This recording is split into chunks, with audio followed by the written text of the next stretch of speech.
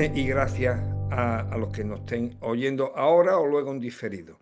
Lo que hay aquí en la pantalla, bueno, es la portada del libro que escribí sobre la Atlántida. La Atlántida, podríamos decir que es el mito que no está auspiciado por nadie, o sea, que no tiene nadie detrás empujándolo, como tiene, por ejemplo, algunas religiones. Pero vamos, es el mito que más ha durado en el tiempo y más y a más gente apasiona. Ya digo, sin que nadie esté reivindicándola nunca o empujándolo, es simplemente porque nos atrae. La Atlántida tiene algo que nos lleva, ¿no? Los primeros, lo que pasa es que además, también por todo lo que se ha escrito de la Atlántida, si lo pusiéramos, podíamos ver la historia de la estulticia, o sea, de la estupidez humana porque sobre la Atlántica se han escrito cosas muy interesantes y auténticas barbaridades. Se han hablado de extraterrestres, de naves voladoras, se ha hablado de cuarzos energéticos. Es un tema que ha dado para que la fantasía se desborde, ¿no? Incluso vamos, hay mucha gente que ha dicho que la Atlántida era un continente perdido, desde que apareció la teoría de la deriva continental, ya se ha demostrado que no ha habido más continentes que los que hay. O sea, que eso de que exista un continente Mun o Lemuria o un continente en medio del Atlántico, eso hay que olvidarse, porque la teoría de la deriva continental, que surgió a principios del siglo XX y que luego se ha ido demostrando y se ha ido estudiando, se ve que no hay más continentes que lo que, vamos a ver, que ni más cera que la que arde, vaya. Entonces, vamos a ver, intentar ver la Atlántida, pero con una cierta lógica. ¿Eh? No voy a tener fantasías, o sea, que con lo cual lo que esperan que aquí sea una conferencia un tanto eso, fantástica, pues no, yo voy a intentar demostrar todas las cosas que digo. Es más, en casi ningún momento diré, ahí está la Atlántida. No, yo voy a dar datos y que sea el que está escuchando en el caso del libro, el que lo lea, el que diga si a él le parece que eso puede ser la Atlántida o no puede ser la Atlántida. Como ya bien ha dicho Vicente, el tema es largo, yo voy a intentar en una hora llegar hasta donde llegue. Cuando ahí pararemos y si algún día Vicente me dice, Pepe, ¿puedes continuar? Pues continuaremos hacia adelante a partir de ese momento. Luego también hablaremos del megalitismo, que el megalitismo en sí ya tiene una conferencia también larga, porque el megalitismo es algo extraordinario. Pero voy a tener a duras penas que contenerme para no explosionar. La teoría de la Atlántida, aunque hay algunos autores que quieren ver vestigios anteriores y cualquier imagen o cualquier cosa que se le ocurre y piensan que es muy anterior, lo cierto es que el primero que habla de la Atlántida de una manera clara, concisa y concreta es Platón. Platón nos dice, nos habla en dos de sus diálogos, nos habla de la Atlántida. En el primero de ellos, el Timeo, cuenta el final de la Atlántida. Cuenta cómo la Atlántida es tras una noche aciaga. Oye, qué bonito eso de aciago, ¿verdad? Aciaga. Porque una mala noche la tiene cualquiera. Pues una mala noche, pero una noche aciaga ya no. Una noche aciaga ya es una cosa más importante. Y en esa noche parece ser que entre terremoto, lluvia y al final un gran tsunami, pues desapareció la Atlántida. Todo eso es posible. ¿Eh? Ha ocurrido varias veces en la historia, incluso cerca de donde yo estoy. Con lo cual, eso ya digo, es en el Timeo. Entonces tenemos el segundo, en el Timeo, perdón, en el Timeo solamente habla de esa destrucción de la Atlántida, del final.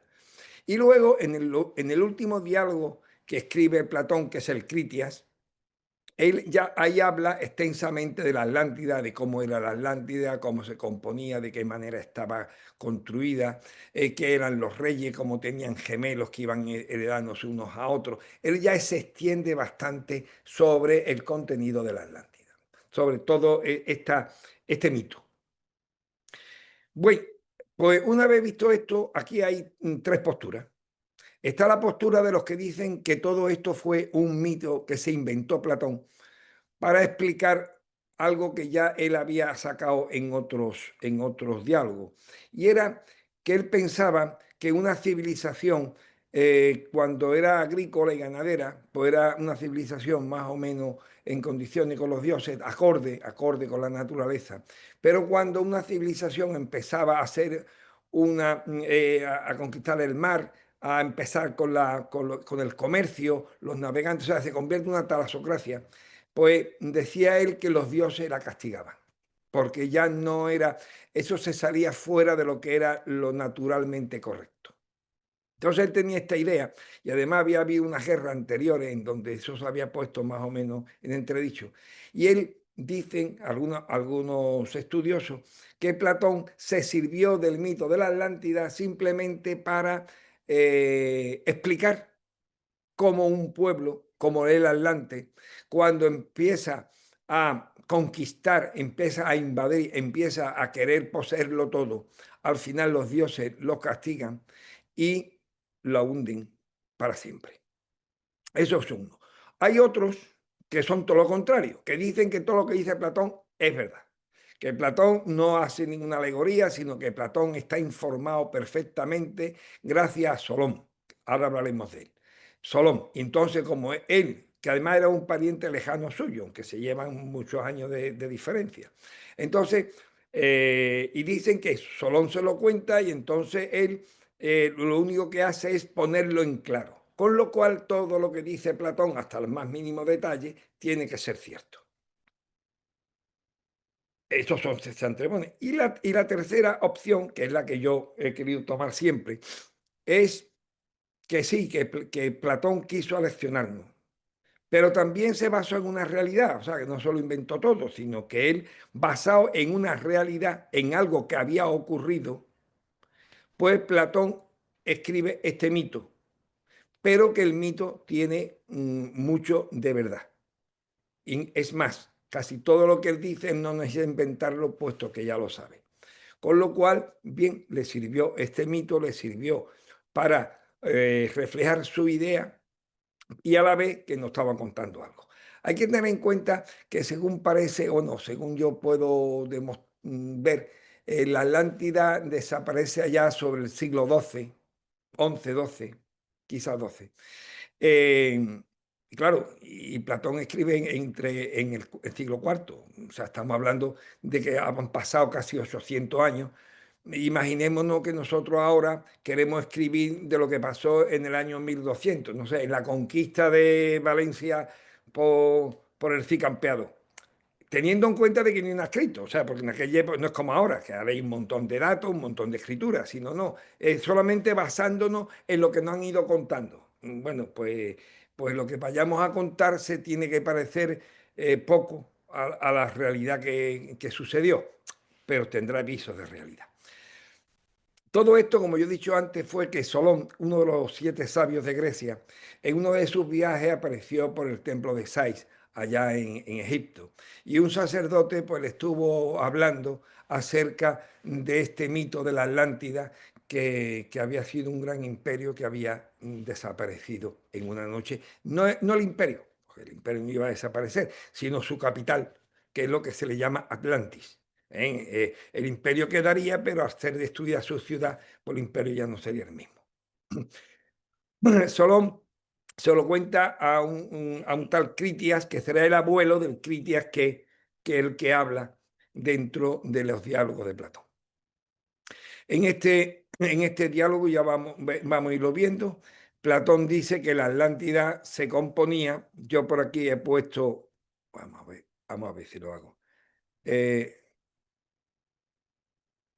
Esta imagen es la que yo he sacado de internet, pero representa poco a lo que yo quería, a lo que yo quería poner, porque es que ahí, no sé, parece otra cosa, pero en fin, no sé muy ni idea.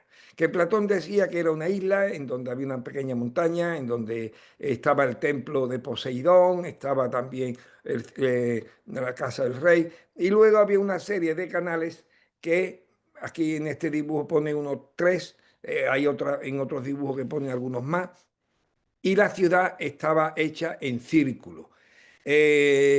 Una cosa que no viene en este dibujo, pero sí lo dice Platón, es que hay un canal que llegando desde fuera, desde el mar, entra hasta la isla, ¿eh? En un canal que atraviesa toda esta zona. Esto es lo que nos estaba diciendo Platón eh,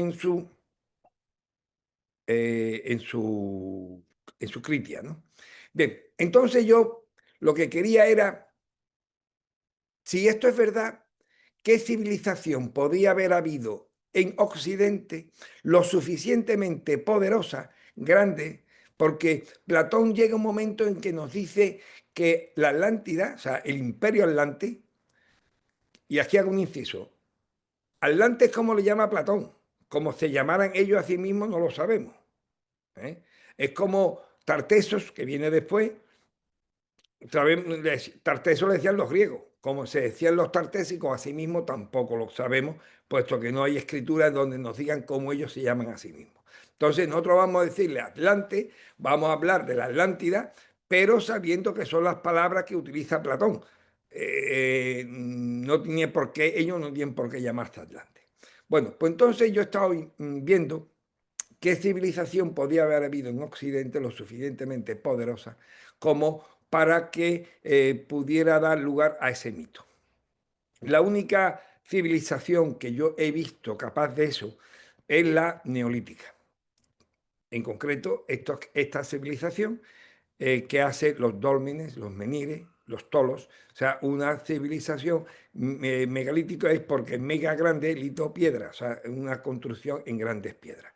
Aquí quiero decir que en el mundo hay muchas construcciones en grandes piedras, desde Corea a Egipto, Grecia, pero el megalitismo tiene unas características, que después iremos viendo, que lo diferencia fundamental, son una diferencia fundamental con el resto de las construcciones en piedra. Por eso podemos hablar de una civilización en concreto y que hace cosas muy concretas. En contra de lo que dicen muchos libros y programas que yo estoy escuchando, en el sur de la península ibérica el neolítico nos llega ya sobre el séptimo milenio. Y no, perdón, nos llega no, florece, puesto que no se ve que tenga influencias exteriores. Lo mismo que había surgido allá sobre el año 10.000 en el Oriente Fértil, pues aquí parece ser que surge también desde el principio, porque lo que se le ocurre a un hombre se le puede ocurrir a otro, allá sobre el séptimo milenio. Y a partir de ahí empieza a desarrollarse un neolítico particular en esta zona. Y dentro de este neolítico, la primera, vamos a ver,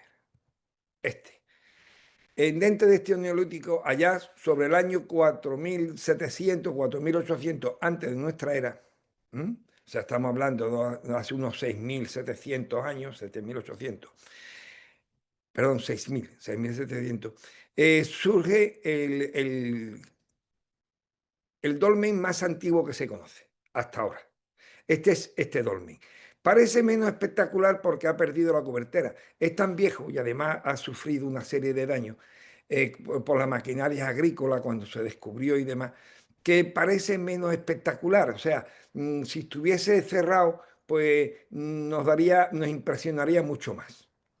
Perdón, aquí está. Este es desde lo que tenemos delante, la entrada hasta el fondo. Se ve claramente y hay una serie de piedras que hace unos juegos de luces preciosos, que se puede ver al amanecer cuando el sol todavía no ha salido, porque como no tiene le falta la cobertera, pues el sol entra por arriba y hace desaparecer ese juego de luces. Pero nos imaginamos que cuando estaba cubierto el juego sería precioso.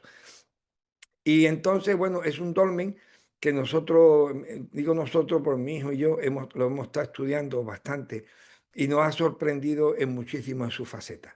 Por ejemplo, que fuera hay dos menires eh, y el eje, sin embargo, no pasa por medio, sino que pasa uno partido de phi al cuadrado en un lado y en el otro es uno partido de phi.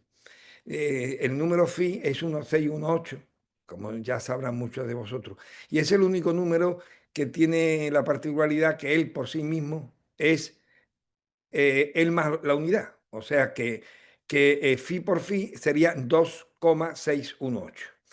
Eso nos hace que uno partido de phi al cuadrado más uno partido de phi sea igual a 1. Entonces,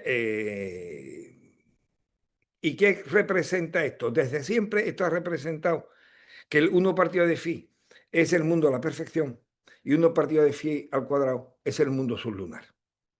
Entonces tú dices, oye, esto hace mucho tiempo para que esto ya se estuviese planteando. Sí, pero es que además vemos que aquí hay un estudio que no lo voy a realizar porque si no perderíamos aquí el tiempo, pero que basta deciros que el número phi está en casi todas las medidas del dolmen, o sea que ellos conocían perfectamente el número, ese número que también le llaman número áureo. Es un dolmen en donde hemos estado viendo toda la representación que hace el Sol dentro. ¿Y esto a qué nos lleva? Este es un dolmen que nos va a valer, que luego también nos valdrá para cuando hablemos de Menga, en donde si veis, ese es un dolmen de galería. El dolmen de galería es el más antiguo que se conoce en toda Europa. Y está fundamentalmente en el sur de Andalucía. O sea, no hay más al norte en Europa, no se conoce este tipo de dolmen. Como veis, se representa, la cámara es como una vagina y la entrada es como, perdón, la cámara es como un útero y la entrada es como una vagina. Si veis, no se diferencia bien dónde termina el pasillo y dónde comienza la cámara. Está un poco, y entonces nos representa eso, una vagina y el útero al fondo. Si eso le vemos que encima está cubierto por una gran loma de tierra, pues nos hace surgir, perdón, nos hace suponer que en esa antigüedad lo que estaban buscando es el seno de la tierra, o sea, es el útero materno. Que está de donde salimos los hombres, donde nos regeneramos. Entonces, tenemos ese útero con la vagina de la Tierra, por donde el Sol en cierta época del año puede entrar como objeto fecundador. Bueno, esto es un poco una explicación que como no lo tenemos aquí a estos señores para que nos digan si es verdad, es las conclusiones que hemos ido llegando poco a poco. Este es el dolmen de Menga. El dolmen de Menga es el dolmen más grande y espectacular que existe en el mundo. No existe un monumento megalítico más grande que este. Esto es una maravilla de la construcción. Estos bloques que veis en medio, que parecen columnas, no soportan el techo. Por dentro se puede meter la mano, o sea, son parte del ritual que allí estuvieran haciendo, pero no es un soporte del techo. Este dolmen lo tenía aquí la planta, aquí se ve mucho más claro cómo se ve la vagina y cómo se ve el útero, que sería la cámara, sería este útero y la vagina la entrada. La piedra que cubre la cámara, o sea, la última piedra del dolmen, se le calcula un peso de unas 170 toneladas. 170 toneladas no es cuestión de tirar de ella para ponerla ahí arriba. O sea, hace falta muchos estudios para conseguir poner eso allí sin que se rompa. ¿Eso qué nos quiere decir?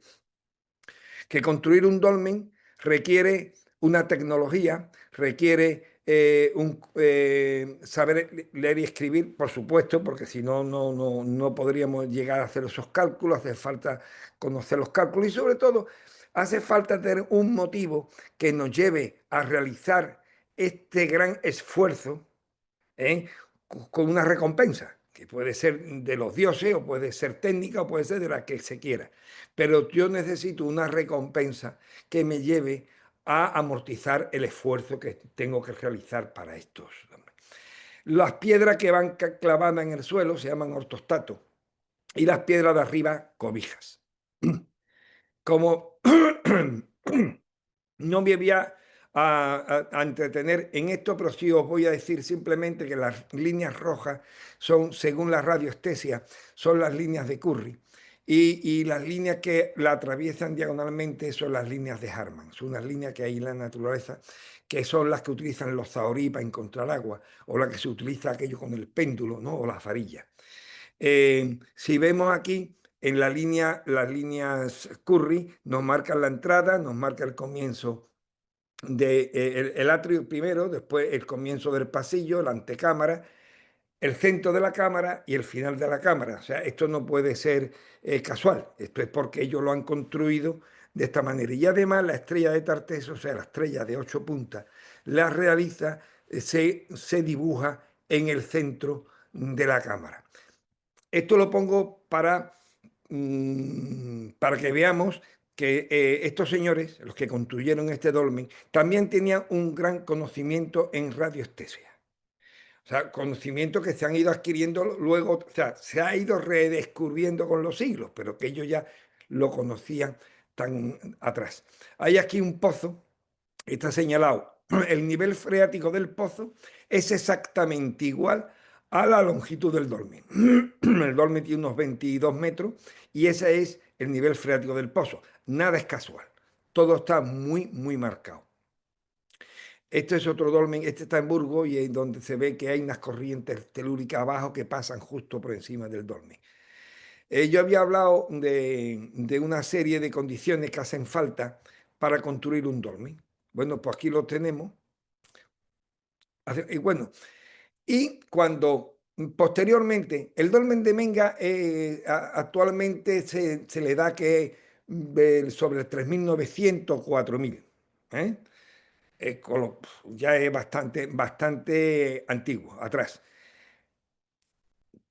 Pero en el tercer milenio, o sea, entre el 2000 y el 3000 antes de nuestra era, surge lo que se le llama el calcolítico, o sea, es la edad del cobre.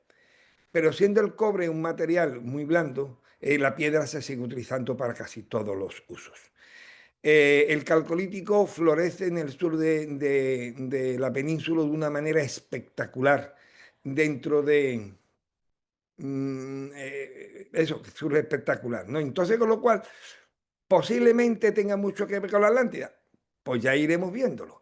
Entonces, en el calcolítico surge, el primero que surge es en los Millares.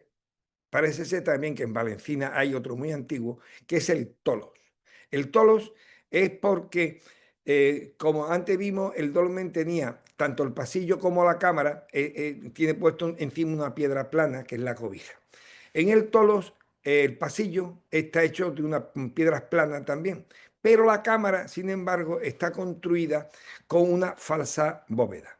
La falsa bóveda es ir poniendo piedras, hiladas de piedra, cada vez una más cerca que la otra. Y yo al ir acercando una hilada de la otra, voy construyendo una bóveda. Pero una bóveda se llama falsa, puesto que está construida por acercamientos de piedra. De todas maneras, me parece que la primera cúpula de verdad es Santa Sofía. O sea que fijaos si tardó el hombre tiempo, y eso creo que es del siglo V, me parece, ya de nuestra era. O sea, con lo cual ya tardó el hombre en modificar. El Pantenón en Roma está hecho también con falsa cúpula. Con lo cual, bueno, pues no, ellos ya tenían una técnica que el hombre ha utilizado durante muchísimo tiempo, que es esta. Como vemos, estamos viendo aquí los diferentes dólmenes. Aquí no me quiero entretener. Y ahora, dentro de la técnica de estos dólmenes, pues vemos que han aparecido, por ejemplo, en Montelirio, que están en Valencina de la Concepción, en Sevilla, han aparecido unas puntas de flecha, están pequeñísimas, talladas en cristal de roca. Esto es algo que incluso hoy en día sería muy complicado de hacer. ¿Cómo han tallado estos cristales de roca tan pequeñitos, esa monería tan grande? Eso quiere decir que la tecnología que ellos tenían incluso para hacer esto es una tecnología extraordinaria. Este es el Tolos de Montelirio. Es un tolo que tiene como podéis ver, tiene un pasillo muy largo, tiene 30 y tantos metros, y al final tiene dos, eh, dos cámaras, una más grande y una más pequeña. Bueno, este tolo lo han tapado y parece ser que van a construir encima. Yo creo que es porque en el fondo no saben qué hacer con él. Este tolo les ha cambiado toda la percepción, puesto el tolo este es del 3200 más o menos, según ellos lo han datado, pero resulta que en el interior hay un señor enterrado y una serie de mujeres jóvenes, entre 19 y 21 años, que han sido muertas sin violencia para que acompañe a este señor al más allá. Esto que es una brutalidad, pero eso nos indica que este señor no era un cabrero. O sea, alguien que es capaz de que su séquito sea tan grande para irse al más allá, este señor ya se puede considerar que era un rey.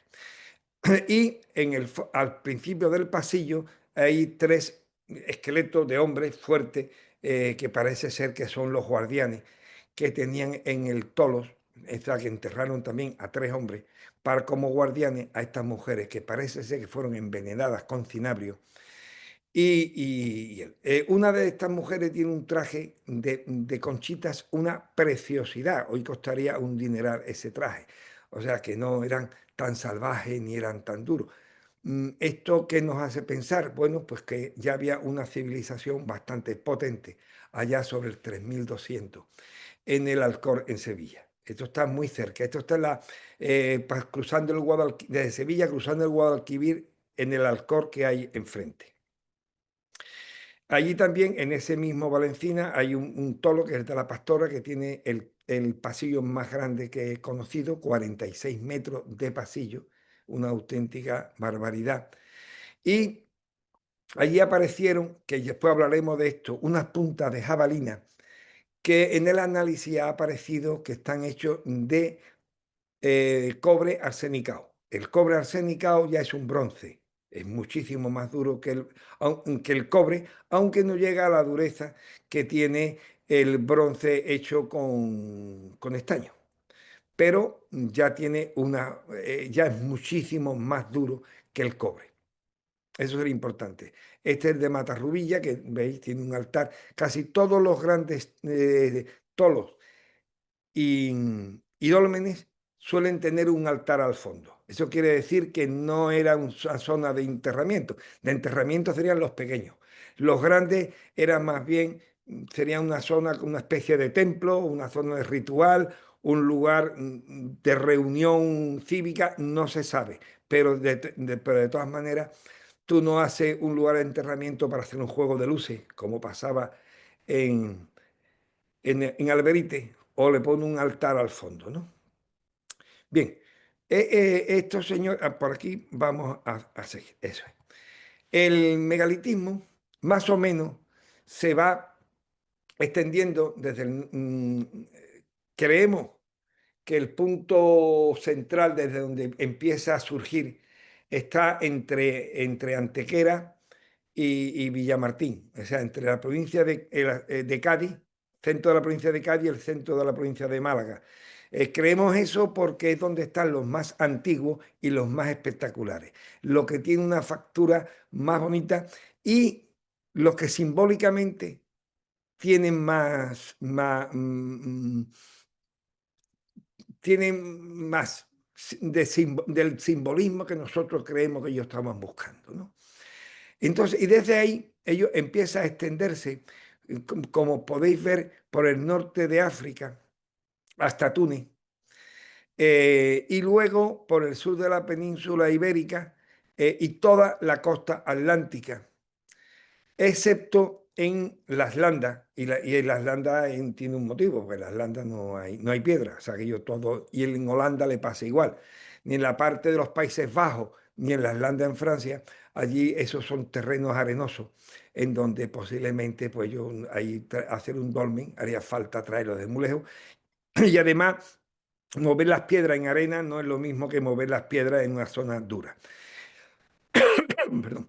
En Francia, la zona más importante lo tenemos en Bretaña, en donde ahí, ahora veremos una foto, los alineamientos de Karnak, que fueron muy importantes, y donde también están unos dólmenes preciosos. Pero he corrido demasiado. Vamos a empezar otra vez desde el sur. Desde el sur, desde el Valle del Guadalquivir y la parte de Antequera, parece ser que el megalitismo se desplaza muy rápidamente hacia el Alentejo portugués, a la zona de Évora, en donde hay unos monumentos preciosos, donde destaca Les Almendres, que también veremos una foto más adelante, y el Ansa Grande de Zambulleiro, que es posiblemente el dolmen con los ortostatos más grandes que se conocen. Cada ortostato tiene 8 metros de altura. 8 metros es como casi 3 pisos de altura, ¿eh? O sea, que dice 8 metros, pero estos son casi 3 pisos. Es una auténtica barbaridad. Bueno, pues hasta el Alentejo parece ser que ahí se desplazan por vía terrestre sin necesidad de otra cosa, bueno, de que ir conquistando terrenos nuevos, irse expandiendo. Se expanden por el Alentejo, llegan a Lisboa, ahí también aparece la cerámica campaniforme, que es muy propia, sobre todo del Calcolítico, y a partir de ahí empiezan a subir por el Atlántico. A Galicia llega el Neolítico junto con el megalitismo. O sea, que los señores que llevan el megalitismo llevan también el neolítico. Esa revolución neolítica llega a la vez. ¿Y por qué decimos que llevan el megalitismo? O sea, pues porque tiene las mismas connotaciones que en el sur, las mismas, y aparece más tarde, con lo cual quiere decir que la gente del sur lo ha llevado hasta allí. Sigue por la cornisa cantábrica y a Francia vienen a aparecer sobre el 3800. Hemos estado hablando que el dolmen de Menga, perdón, el de Alberite, era sobre el 4700, pues tardan casi 1000 años, sobre el 3800, casi 1000 años en llegar a Bretaña. 1000 años da para mucho, o sea, da para ir conquistando lentamente. Luego, en unos barcos que vamos a ver a vela, nosotros creemos que a partir más o menos del Duero, ya ellos se desplazaban en barco, con lo cual ya era mucho más fácil la comunicación, era mucho más fácil ir y venir y todo el comercio, lo que tuvieran, le era mucho más cómodo hacerlo porque a partir del 3900 más o menos, o incluso antes, ya tenían barcos a vela capaces de cruzar navegar por el Atlántico. A la parte de Bretaña, vemos que ya, bueno, llegan hasta las Hébrides, que están allá arriba, llegan a todas estas islas, llegan por supuesto a Irlanda, en donde destaca un tolos que es precioso, que es Newgrange, que se parece muchísimo a los tolos que podemos ver los Millares en Almería. Incluso se parece mucho a otro tolo que vamos a ver después en Dinamarca. O sea, que se ve que son las mismas gente, que esto no es una corriente, sino que son las mismas personas. Perdón. Entonces, resulta que hay un estudioso inglés, cuyo nombre ahora mismo no lo tenía apuntado, que estudia la genética de los ingleses y él llega a un acuerdo que sobre más o menos el 3000 aparecen una serie de individuos del sur de la península ibérica que son los que dan origen a la mayor parte de los ingleses que hay hoy en día. O sea, que los ingleses son casi primos hermanos nuestros. En Stonehenge, no sé si lo pronuncio bien, pues viene a ser eso del 3100 más o menos cuando se comienza. O sea que los que llegan allí pues empiezan a construir, a hacer esta serie de monumentos. No se me había olvidado decir que los monumentos básicos es el dolmen y el menhir, y que si el menhir lo ponemos uno detrás de otro, tenemos un alineamiento, y si con el menhir hacemos una serie de dibujos, pues tenemos lo que se llama un cromlech. Bien, pues este de Inglaterra es un cromlech, que es quizá de los más famosos que hay en el mundo, ¿no?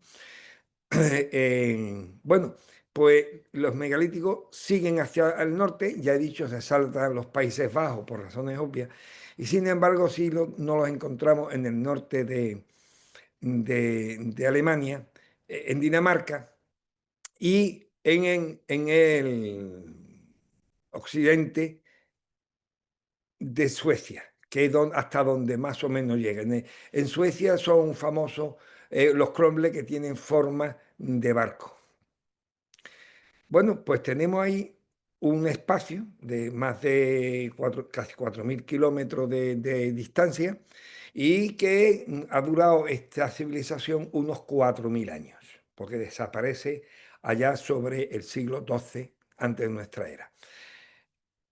Platón dijo que la Atlántida era más grande que Asia y África juntas, entendiendo por Asia y África lo que ellos conocían, no el Asia y África que nosotros conocemos, sino que ellos conocían de Asia era Asia Menor y la península arábiga, y del norte de África pues conocían, eran toda la parte del norte.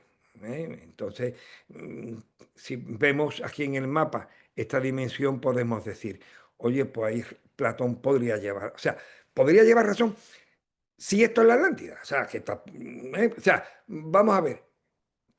¿Tenemos datos para decir esto podría ser la Atlántida? Pues mira, hay un dato que coincide.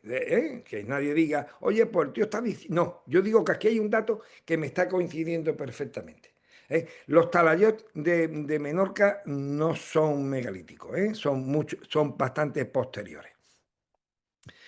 Aquí nos falta, aquí en este mapa, que no lo he puesto, que hay algunos monumentos megalíticos en el norte de Italia, en el Tacón de la Bota, y sobre todo en Córcega, aunque está de verde, en Córcega hay bastante monumentos megalíticos. Es más, según la tradición, Córcega la funda un rey megalítico que era Norax, y fue el que llega allí y funda aquella una serie de establecimientos allí, por eso hay una ciudad que se llama Nora.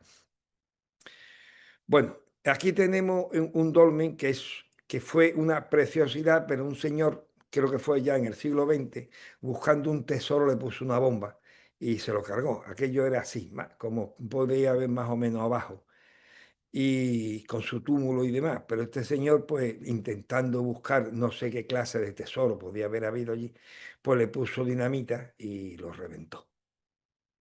Bien, este es el crowlet de Dos Almendres, que está, como yo dije, en Portugal.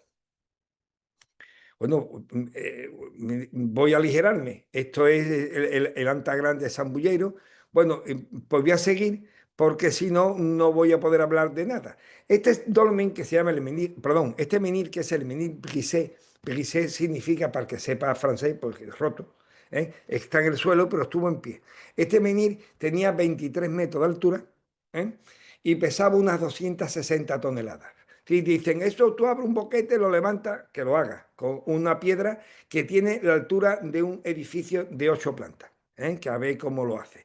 Este es Nugrange, este es lo que hemos estado viendo antes, aquí una serie. Bien, y ahora vamos a ver una serie de establecimientos que tienen fosos en el sur de la península ibérica. Gracias a las técnicas no invasivas, como son los drones, como son estos que le llaman otros aparatos, pues se están descubriendo muchísimos. Ya se han descubierto casi 100 establecimientos que están construidos una parte central y fosos alrededor. Los más grandes tenemos aquí Marroquíes Bajos, que está en el mismo centro, abajo, de Jaén. Ese es su perdición, puesto que lo están construyendo encima y está desapareciendo todo. Pero vamos, no la especulación, no solo la especulación.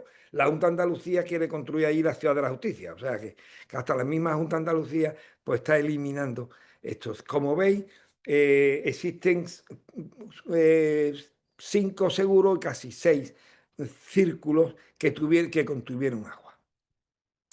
Este Perdigó, esto está en Portugal. Aquí tenemos la Cebuchal en Carmona, donde se puede ver una parte central y los círculos alrededor. Bueno, ahora veremos el Uro. También, aparte de eso, pues Valencina de la Concepción, en Sevilla, también está construida de esta forma. El último círculo tiene un diámetro de más de 6 kilómetros. O sea, es enorme el último círculo y está construido igual, una parte central y una serie de círculos. Y además, en todos ellos hay un canal que va cortando todos los círculos hasta llegar a la isla central. ¿Que no son la Atlántida? Posiblemente, pero son ciudades que están construidas a la forma de la Atlántida. Bien. Otro sitio precioso es en Carmona, que además, aparte de eso, después de los círculos, hay una elipse que cubre todos los círculos. Esto es un uro, en la cabeza de un uro, que no es la que se ha encontrado allí. Yo he puesto aquí esta, que es la que tiene en la foto. Pero en Valencina ya han aparecido 3 uros, que dicen que el uro era un toro que los atlantes cada 4 años, me parece, se reunían y toreaban uno, después lo mataban y con la sangre escribían.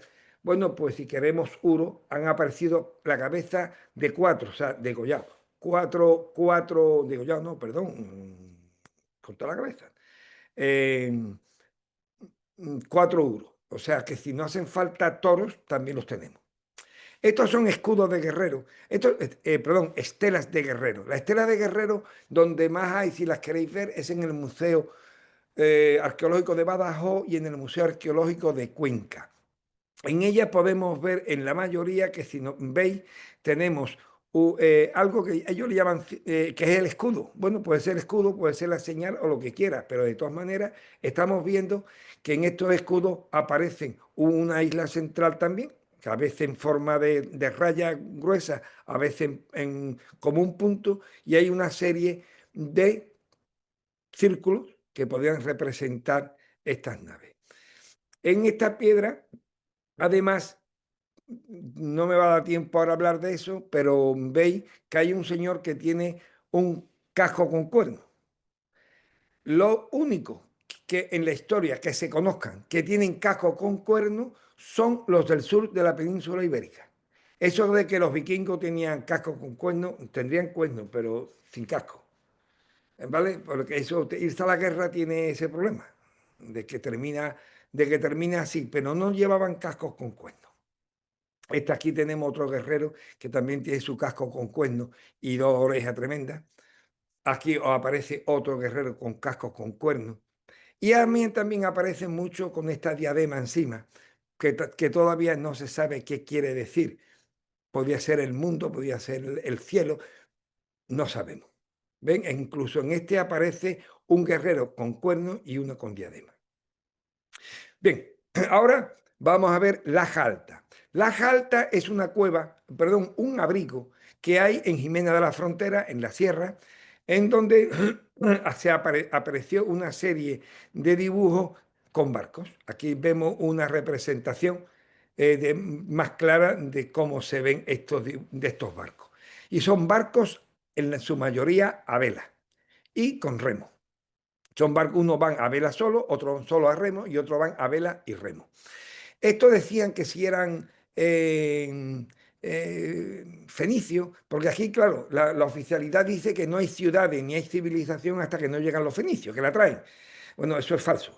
Se conoce, ya se ha visto que hay vino aquí mucho antes que llegan los fenicios y se ha visto que hay barcos antes que llegan los fenicios. O sea, que aquí existía una civilización anterior a que llegaran los fenicios. Bueno, pues las altas, después de mucho discutir, de que no querían, es una representación más clara de lo que se ve allí en el abrigo. Unos señores de la Universidad de Granada le han hecho una serie de pruebas y ellos porque es que los barcos, como habéis visto, son rojos, aquí se ve, ¿no? Son rojos y ahí no hay materia orgánica como para sacar el carbono 14, pero dio la casualidad que había un trazo negro que cubría uno de los barcos, con lo cual el trazo negro se hizo después del barco y el trazo negro era carbón, con lo cual se le pudo hacer el carbono 14. Ha dado que el carbón es del 3900 antes de nuestra era, ¿vale? Y además también han visto una cerámica que fuera, y esa cerámica se la ha hecho por termoluminiscencia, se la ha hecho la prueba, y es del 3400. O sea, que estamos hablando de que en el sur de la península ibérica había unos señores que conocían ya la navegación a vela a principios del cuarto milenio. O sea que tenemos, si no hacen falta barcos para la Atlántida, tenemos los barcos. Y bueno, estos son una serie, es una fila flecha, por llamarle de alguna manera, y este es una navecita que están en el Museo de Huelva. Aquí, según la doctora Vázquez hoy, son signos de escritura y que van entre el cuarto y el tercer milenio. O sea, que ya hay demostración de que se sabía escribir entre el cuarto y el tercer milenio, ya se sabía escribir. O sea, había forma de comunicarse unos con otros. Y luego, además, Platón nos dice que, que el metal más preciado, aparte del oro y la plata, era el oricalco. Oricalco, que, bueno, que lo dice y, no, y hasta ahora no se ha sabido. Mi teoría es que ori significa montaña, calco significa cobre, que podría ser como el cobre de la montaña. Bueno, pues Aznar Collar, famoso, tristemente famoso por aquello que el desastre ecológico, pues resulta que allí hay una montaña en donde el cobre que da es cobre arsenicado, aquello de las puntitas de flecha, perdón, puntitas de jabalina que vimos hace un tiempo. Esa puntita de jabalina estaba hecha de cobre arsenicado. Entonces, imaginémonos que en el Calcolítico, en donde el hombre, lo más duro, aparte de la piedra, el metal más duro era el cobre, que es blando, alguien tuviera un cobre arsenicado, un ya casi bronce, o un bronce, pero no tan duro como el con estaño. Era el rey del mambo. O sea, este hombre en una batalla, alguien se le enfrentaba con una espada de cobre y él le hacía 4 espadas al primer golpe, porque es muchísimo más dura. O sea, que el arma que podrían tener si eran atlantes, o sea, estamos hablando que ya tenían unas armas bastante interesantes, son las jabalinas más antiguas que se conocen en el mundo, o sea que ellos inventaron las jabalinas, tenían bronce arsenicado, tenían barcos a vela y una extensión muy grande. Estas son otras escrituras que hay. Estos son en Malta, que si estos edificios de Malta lo vemos desde el punto de vista del Neolítico, pues nos explicaremos qué es así, igual que en Creta. Bueno, pues esto ya pertenecería a otra conferencia, puesto que ya veríamos que son los viajes que hacen los neolíticos hasta Oriente para... hay un par de teorías,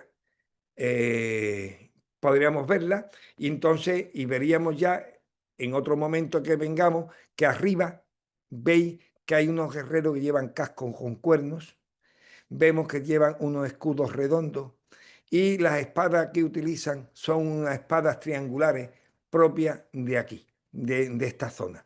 Con lo cual ya podríamos ver que tienen que ver también con los atlantes estos señores. Bueno, creo que ya os he dado un repaso a todo lo que es Europa y hemos estado viendo, bueno, la cerámica que es de esta época es el vaso campaniforme, que se llama campaniforme porque tiene esta forma de campana invertida. Y la anterior es la cerámica almagra, y se llama almagra por el color que se le daba con unas tierras rojizas, que es óxido de hierro, simplemente.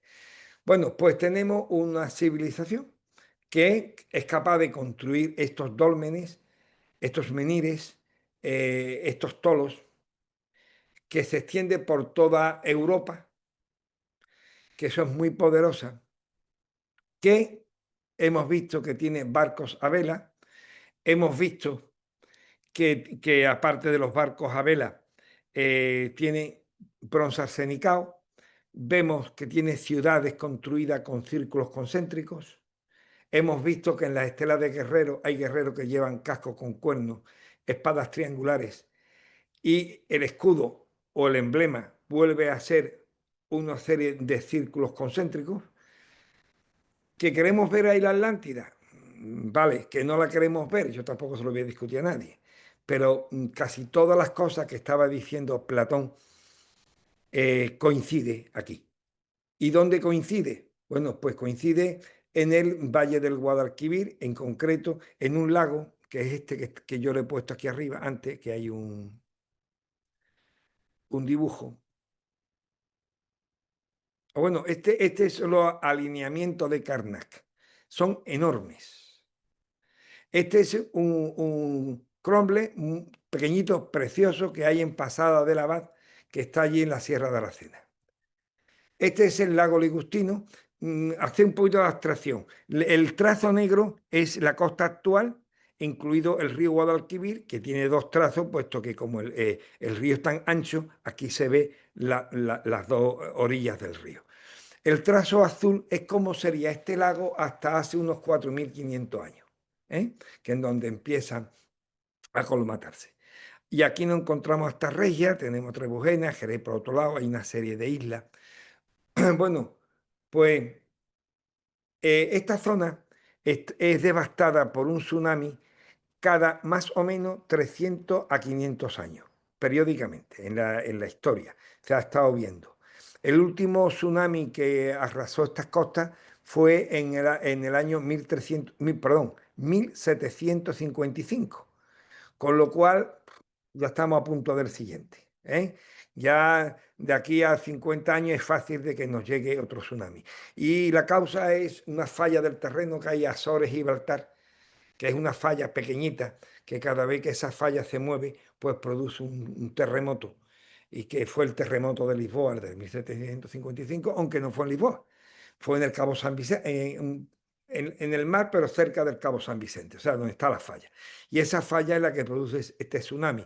Se cree que el tsunami de 1755 tuvo la ola primera a una altura de unos 13 metros. O sea que ya que es una ola bastante grande.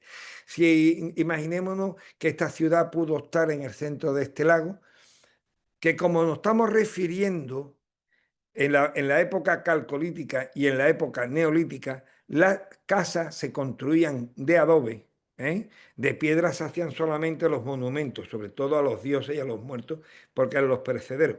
Pero el resto de las cosas se construía porque había una idea, y esa la saco de los egipcios, que decían que el hombre no puede durar más que su construcción. O sea, eran muy ecologistas. O sea, tú mueres y mueres contigo lo que tú has hecho.